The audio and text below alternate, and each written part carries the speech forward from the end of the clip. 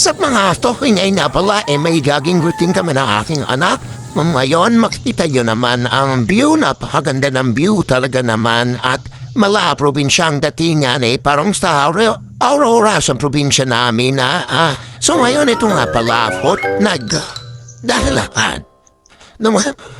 Wading-wadingan, so ayan, to inaano ko na aking anak diyan nagpapahoy, nagpapabidyo diyan. Naisipat ko nga rin itong vlog na ito para nga na may extra may memories together na naman.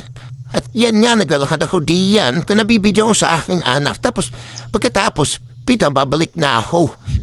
Yan nga, nagtatatakbo na siya. Tapos may papogi points pa dyan pagkatapos.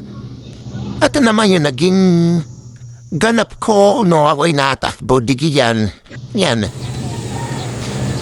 Tapos ito, may pa-aesthetican daw, sabi ng aking anak, para naman may aesthetic na pagtakbo daw at kanya ilargi sa kanyang daily dump daw. Yan ngayon nagpo-push up na ako para naman mas lumakas ang aking pangangatawan dahil ako'y may medical sa aking trabaho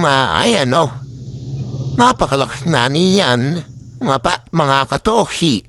So ngayon naisipan na namin lumipat naman ang pwesto dito at dito sa pad na to pupunta kami ngayon ganang playa na. Yan, nipon muna namin kayo. Diba? Saan tayo? Saran, dito na kami ngayon sa playa na yan. Pababa na nga kami at kami papahamid namang dito bago umuwi. At ayan na ang view, napakaganda. Kaso lang dapat may improvement pa dyan sa playa iyan. Yan. Tapos yan na namin, nagpapatakbo na Kala mo kung saan naarangkada si kuya. Kala mo may karirang pupuntahan Yan, binidyo ko na rin iyan. Nakasama dito sa vlogging routine namin.